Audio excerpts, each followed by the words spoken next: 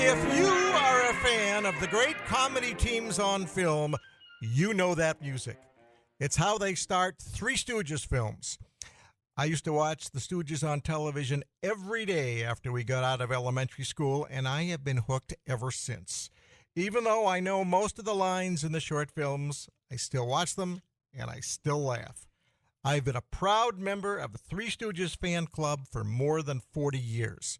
The president of the fan club and editor-in-chief of the outstanding Three Stooges Journal is Gary Lassin. Gary has now written a book about the Stooges called A Tour De Farce. Gary, welcome. Hello. Hello. I don't usually do impersonations, but I guess that music intro was just so inspiring, I couldn't help myself. I couldn't think of a better way to start the segment. Because Certainly. Exactly. Exactly. I can't tell you how excited I am to talk about the Three Stooges because I've loved them my whole life, and they're just fun to talk about, and they just lift your spirits when you watch them. So here's my first question to you. The Three Stooges started about 100 years ago, and they are still very popular. Why do you think that is? I can't answer for everyone, and there's certainly lots and lots of fans out there, so everybody's got a different reason and different theory on why they're still popular. I've heard a whole bunch of them, like they get away with things that you would like to do and things like that. My theory is that they make you feel smart. Because there's nobody dumber than them. You see them doing their stuff and the stupid things that they do. It makes you feel good. It's sort of like when people watch Wheel of Fortune and they can figure out the puzzle at home before the contestants. Right. You know, it makes you feel good, and that's the reason the show's been on for so long, because everyone at home knows the answer, but the people on the show don't, and so it makes you feel good. And I think that's for me is the answer. But everybody likes different things. Some people love the slapstick or the verbal humor, the interplay between the different Stooges. It's really some of the special effects, the cheesy special effects are just really funny now when you watch compared to the kind of special effects we have today. Everybody finds something, different strokes for different folks. Everybody finds something different about them. It's funny. Well, following up on what you said, one of the things I love about the Stooges is they bring everyone down to their level, whether they be doctors, lawyers, the military, high society, snobs. Is that part of their appeal, you think? Yeah, they were an equal opportunity offender, I guess you could call them. No sensibilities were left, alone.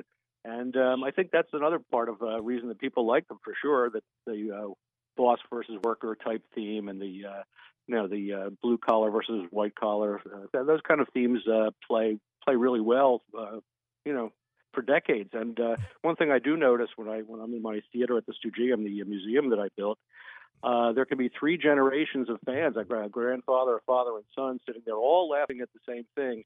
And I'm really hard-pressed to think of any other TV show or movie where you could have three generations of people laughing, belly laughing to the same humor. And, I think it's a real tribute to the Stooges. You're right. My son is a big Stooges fan, and I'm sure when he has children, he'll pass that along. It's, we don't have a lot of shared interests, but the Stooges we do, and I'm very proud for passing that along to my son, and even my wife listens to them. You did your job. Yes. You fulfilled your my proudest moment as a father. Now, I happen as long as he knows how to block an eye poke, that's the main thing. Exactly. I happen to think that Curly was a comic genius, maybe the greatest comic genius of all time, or certainly right up there with Robin Williams. What he does on screen with his mannerisms and voices, you cannot teach. However, I don't think Curly has received the acclaim that he deserves, because many people look down upon the Stooges and think, well, he can't be one of the greats because he was one of the Three Stooges. Do you agree with my take on Curly? Well, Stooges fans will disagree because they think he's the greatest, like you said. The Stooges get a little bit of disrespect in the film community because they're considered lowbrow, and they did short subject films, which were never considered, as classy as a feature film. They were never given the respect that the feature film performers were given. So, as compared to some of the other comedy teams like the Marx Brothers and Abbott and Costello that made feature films, the Stooges were mired in shorts and got, generally speaking, less respect. Curly also had a pretty brief career, truthfully. It was, his career only lasted about 10, 12 years. The genius part, it's easy to throw the term around, but the thing that makes him genius is that he was untrained. He was a completely untrained talent. He had no prior acting experience or no stand-up comedy experience, and nothing like that. People like Robin Williams and other comics typically for years honed their act in improv clubs and little nightclubs and things like that to work on their act. Curly just came out of nowhere. He just wanted to be in the act, and he had no training whatsoever. And to me, that's really what makes him sets him apart from the other comics. I agree. And he kind of joined the act by accident, right? Because people don't realize that Shemp was the third stooge before Curly, and then Shemp came back after Curly became ill.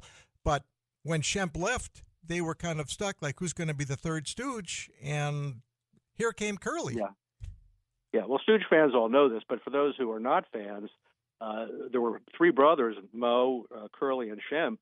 And originally, Moe and Shemp were the two brothers in the act, along with Larry Fine. And like you said, when Shemp decided to go pursue a solo career, they needed a replacement, and that's when Curly Howard, their younger brother, came into the act.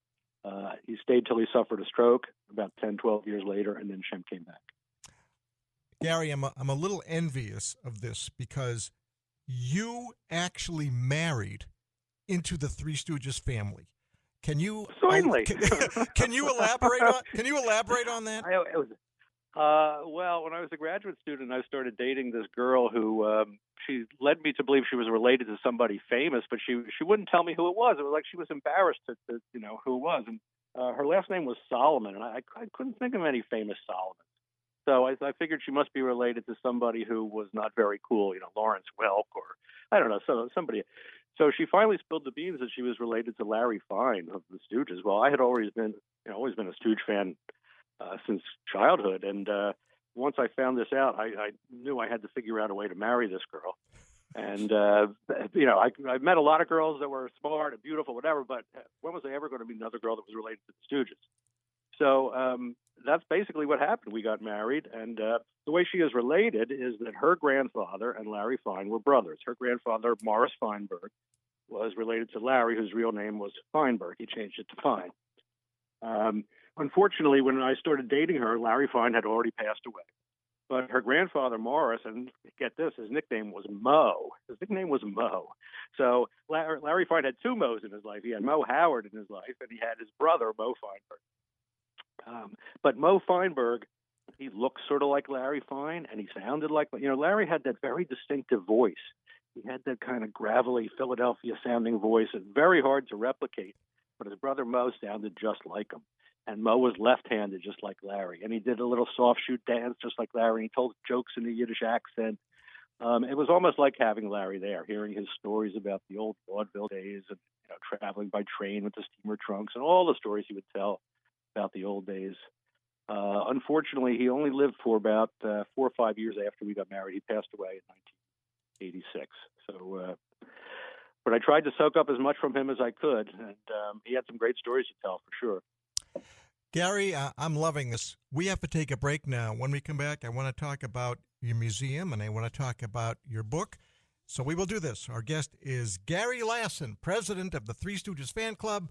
More with Gary right after this.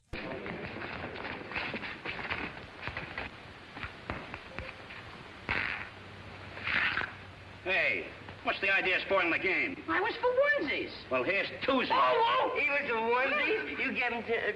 Here's fivesies.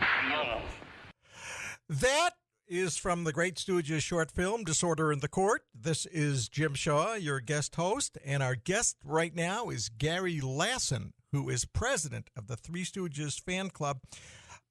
Gary does many things related to the Three Stooges. Many people, Gary, are unaware that there is a museum all about the Three Stooges, It's called the Stoogeum. You referred to it a little bit earlier.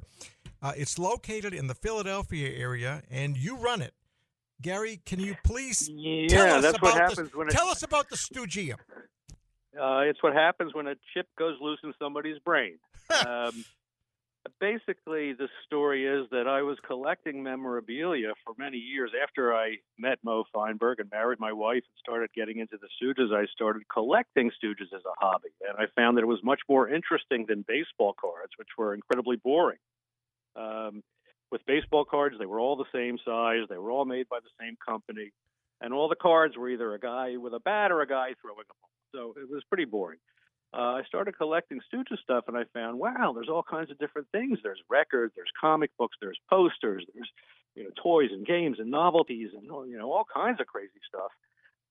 So I started collecting it in earnest. It wasn't easy to find. You had to work a little bit to find it, but it was out there, and so I started collecting, and stuff was winding up in boxes and drawers and cabinets and binders, and I had so much stuff that I didn't have enough wall space to really put it out. And this sort of continued for many years until around 2000. And at that point, my wife got ill. My wife was facing a life-threatening situation. Everything turned out fine. She's fine now. But at the time, I was thinking, what if my number had been called? What would I really regret not having done? And I knew what I had to do. I had to put my stuff in a museum. And at that point, I started in earnest working with a museum design firm. And around 2004, the building was finished, and I was searching for a name, and I couldn't think of one. And Stooge Way to Heaven, and no. A Fine Shrine, no. Let's see, it's a Stooges Museum. And so I put the word Stooges and museum together, and it became the Stoogeum. Stooges Museum just became Stoogeum, and that's what I named it. And how is it going? That's the story. How is it going at the Stoogeum? Do you get a lot of people there who are interested in all these Stooges artifacts? Certainly. Yeah, we get a pretty, I don't do a lot of advertising, but we get a fair amount of visitors from all over the country, basically by word of mouth, because fans live all over the country. They know about the museum from the fan club and other things that I've done, and they tell their friends. And people who like the Stooges seem to know other people who like them. Everybody knows, well, my plumber really likes the Stooges, or my brother-in-law, oh yeah, he really likes them. And they would turn them on to the Stoogeum's information and the website and everything, and it's sort of like snowball. So it's a lot of word of mouth visitors. Excellent. I want to ask you about the book. I'm not sure we'll have enough time for you to fully answer the question before we hit our next break, but then we'll come back to talking about this. But at any rate, you have a new book out about the Stooges called A Tour De Farce. Tell us what your new book is all about. Yeah, it's about the Three Stooges on the road. Now, most people probably, if you're not a Stooges fan, you don't know that the Stooges went out on the road because you're only familiar with them from seeing them on TV. But the truth is, they only spent about a month or two in front of the cameras making their shorts. They made about 8 of them per year.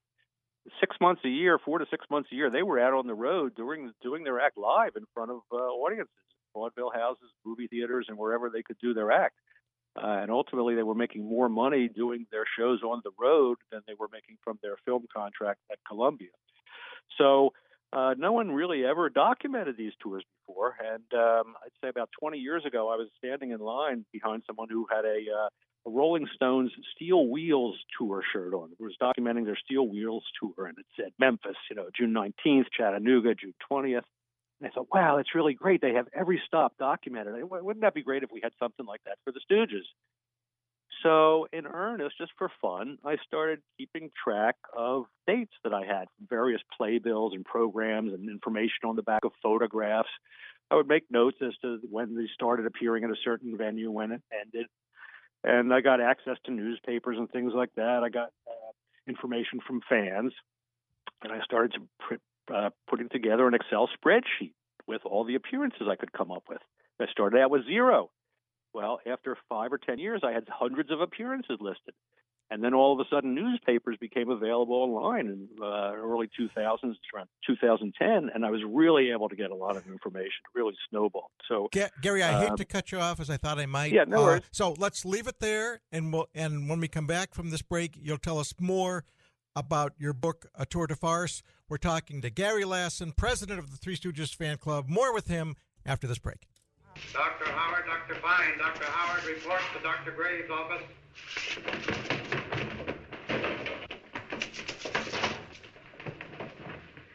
Hello, Captain. You sent for us? Yes. How'd you find that patient in 66? Under the bed. How'd you find the patient in 72? Up on a chandelier. What'd you do for him? Nothing. What'd you ever do for us? What are you working here for? For duty and humanity. Oh, I love that clip. That is from the Three Stooges short film Men in Black, which, believe it or not, was nominated for an Oscar. And we're playing all this Three Stooges stuff because that is our topic this hour. Our guest is Gary Lassin, who wrote a new book about the Three Stooges called A Tour De Farce. And before I go back to you, Gary, I want to read a quick email I got from a friend of mine named Steve Christian, who's a big Three Stooges fan in the Chicago area.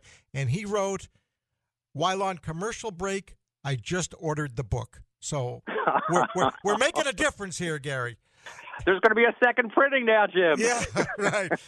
So when I had to interrupt you, and I hated doing that, you were telling us how you went about writing this book. So can you pick up where you left off about writing the book? Yeah, well, basically, just like that Rolling Stones T-shirt that left no stones unlisted, for this book, I left no stones unturned. I did everything I could to come up with information for this book. You know, I solicited information from fans. I went to libraries. I solicited information from local historical societies.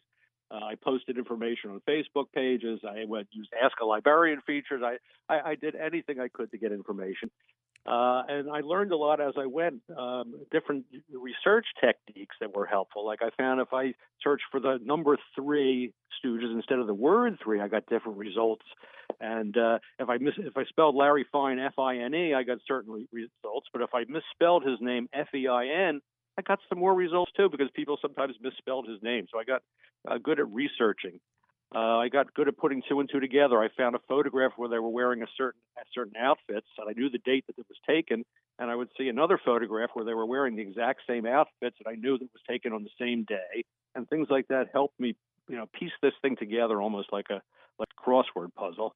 After 20 years of just doing this for fun, I realized I had enough information for a book. I had all kinds of photos that I had accumulated at the museum that could illustrate it. I had all the information in a spreadsheet. All I had to do, which I thought would be easy, was just write it out and put it in a book. What I thought would be easy actually took about 5 years, and was finally completed last March. And I'm so glad I did it, because there's so much in there I can't remember everything without looking it up in my book, truthfully. Sure. Well, I love it. Your associate sent it to me, and I love the great detail, and I love the pictures. Oh my goodness, you have fabulous pictures of the Stooges at a baseball game, or at an amusement park, or wherever. Or the great story, which we won't get into, about how Larry Fine had the state police escort him to a baseball game. I mean, it just goes on and on and on. But I have to ask this question so listeners can know, where and how can people buy this book? They can go to the website for the book, which is www.tourdefarce.net. TOURDEFARCE, Tour de Farce. www.tourdefarce.net. All the information on ordering is there. And book costs $49.95. It includes free shipping, and I think you'll find it well worth it. Regarding the photos, you mentioned how many great photos are in there. There's 50 to 100 books on the market about the Stooges, but just about all of them contain Columbia Photos publicity shots, which are stills from the various films that they made. And all the books are just littered with those photos over and over, the same photos over and over and over. The great thing about my book is that I've got candid shots and shots of them taken out on the road, mingling with fans and with all kinds of celebrities that were taken at train stations, just random casual meetings, many of which have never, ever appeared in print before. And I think that's what really makes this book special, is the images that no one's ever seen before, and the candid nature of the films, just showing the Stooges out, in real life, about just clowning around with people. With all your research, what can you tell us about the Three Stooges in their touring years coming to North Dakota and Minnesota?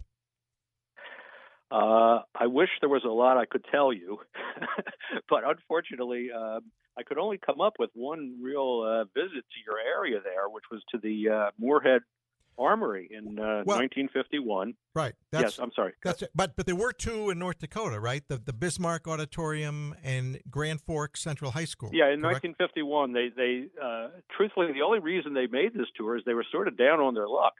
In the early 1950s, theaters sort of stopped showing short subjects. The market for short subject films really dried up, and the need for the Stooges to appear in person sort of dried up too. And since they couldn't get bookings in the major cities where they had typically performed in the population centers on the East Coast, they started looking to other less populated areas to go. And they came out that way in 1951, and they stopped at the Bismarck Auditorium and Central High School in Grand Forks, where they encountered a pretty bad snowstorm there, of course. It was March of 51, and sure enough, they encountered bad weather. Go figure. Yeah, exactly. And they made a one-day trip up to Winnipeg, and then they came down to Moorhead for one day, March 10th, where they did two shows. They did one in the afternoon and one in the evening that day. Which is right here in our backyard. Who knew that the Moorhead Armory hosted the Three Stooges? That's pretty cool. And, of course, they did make several trips to the Twin Cities area. The Minneapolis. Minneapolis they ventured to several times. But that neck of the woods where you are, it was just, unfortunately, just that one visit. I want to switch gears and just talk about the Stooges, the business side of it. As I understand it, the Stooges were really taken advantage of by Columbia Pictures. First with their contract negotiations, and later when their short films appeared on television with their lack of payment for the residuals. Is that true? Were they taken advantage of financially? No. They were not. The short answer is no. Well, look, all artists were taken advantage by the studio system to some degree, but much of what we feel is taken advantage of comes from Mo Howard's book, where he complained. Right, and that's where I read. Yeah. Okay, I'm sorry, I interrupted. Yeah. Go ahead. Yeah, no worries. Fans are upset because he said that the Stooges made $20,000 a year, and for 24 years they never got a raise. Truthfully, they did get some small raises, but what happened was over the years, the films that originally took 5 days to make would later take 4 days to make, and then 3 days to make, and then 2 days to make. So what wound up happening was they were making the same amount of money, but working half as much as they had worked. So essentially, they did get a raise.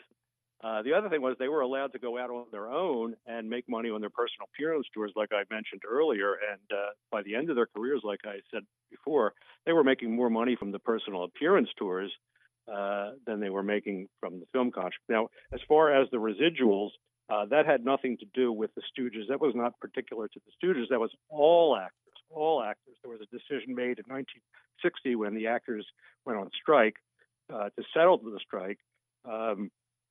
The studios put money into, they were requesting to get residuals on films that were made before 1960, and they didn't get them.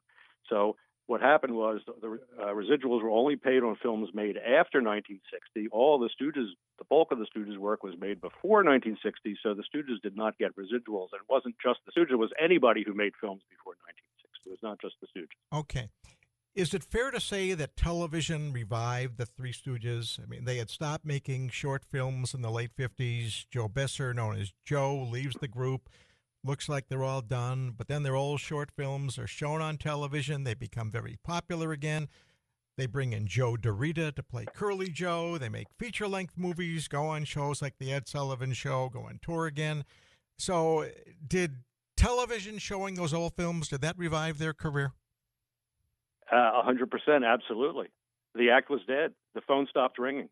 The phone totally stopped ringing. There was no call for their services at all. And they pretty much were going to just go into retirement when Columbia decided they were going to release some of these films to television. And remember, they have never been on television before. It's hard to picture an era when these films weren't on television. Right. But back in the day, they weren't. You could only see them in a movie theater. Right. And once they left the theater after they were played for a week, you never saw that film again. There was no video market. There was no, they didn't weren't on TV. There was no way to see that film again. So it was totally different. The landscape, the entertainment landscape was way totally different back then. So showing them on television, and we're going to take a short break coming up here, but showing them on television kind of brought in a new generation of Three Stooges fans. Is that correct? Oh, absolutely, absolutely. Baby boomers were really ripe for something funny after school. And when we came home, there were only 3 channels on TV at that time, and one of the 3 channels had the Stooges on. So it did for me. Major Mud in the Boston area. Every day I watch Major Mud and the Three Stooges. Gary, we got to take our last break here, so hang with us. We'll be back to wrap it up with Gary Lassin, president of the Three Stooges Fan Club, right after this. Mr. Howard, kindly tell the court what you know about the murder of Kirk Robin. Well, it was like this, Mr. Court. Address the judge as Your Honor. Well, it was like this, my honor. Your Honor, not my honor. Why? Don't you like him? The great Curly Howard, bringing us back to our final segment on the Three Stooges here on Afternoons Live on the mighty 790 KFGO. That is from Disorder in the Court. I highly recommend you watch that short film. You will laugh continuously through it. Our guest is Gary Lassin, who is the president of the Three Stooges Fan Club and has written a book about their touring years called A Tour De Farce. Gary, I'm sorry to say we only have a few minutes left with you, but I'm kind of envious of your life. So I'm just wondering, well, because you're like getting poked in the eyes all the time. No, but your career is devoted to the Three Stooges. Is it fun to have a career that's all about the Three Stooges? Certainly. I try to take it seriously as best I can. I try to feel like I want to be an educator, and I want to educate kids, and then let them learn about the Three Stooges, because it's tough these days. Now, like I said, there was three channels when we were growing up, and now there's 300 channels. So, if a kid is surfing the television, it's hard to find the Stooges anymore.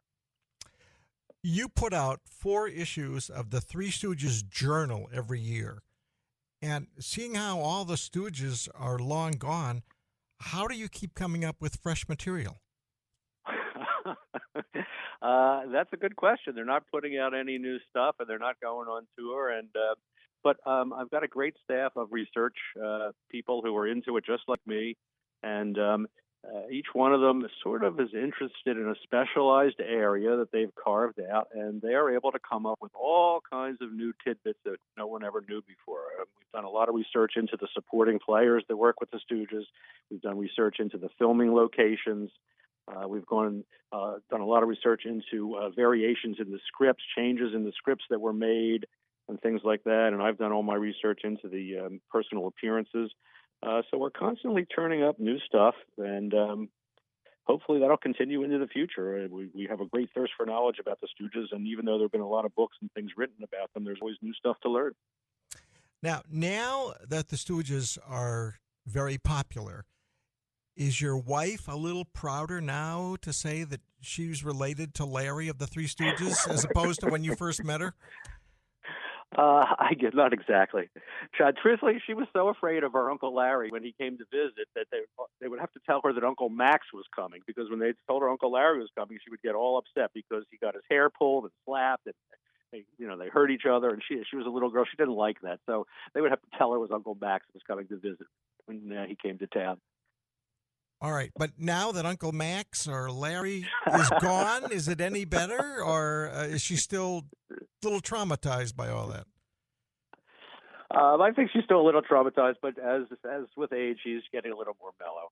Okay, good. Now, I realize this is like asking someone to name their favorite child, but do you have a favorite Three Stooges short film? Well, as a kid, it was always Punch Drunks. And that's the one where, Curly Howard goes wherever he hears Pop Goes the Weasel, he just turned into Superman. I just thought that was great, that a human being could just have superpowers just by hearing a tune. Okay. And now when I watch it as an adult, it's still pretty good. Still pretty funny. It's still good. Okay. See, I had some others listed, like some of the ones we heard clips from: Men in Black, Disorder in the Court, Uncivil Warriors, Hoi Polloi. They're all just so classic, and I encourage people to watch them because they still hold today. That's the crazy thing about the Stooges, that they don't feel dated. They still work. At any rate, Gary, we are out of time. This has been a real pleasure. It's so fun talking about the Stooges. Congrats on your book. It is fascinating. Any last words in 10 seconds to say about the Stooges? No, just thanks so much for having me. And the only thing I like to remind people is, in Stooge we trust. Awesome. I certainly thank you, Gary. All the best to you. We got to take a break now. When we're back, the phone lines are wide open, folks. Talk to you in a little bit.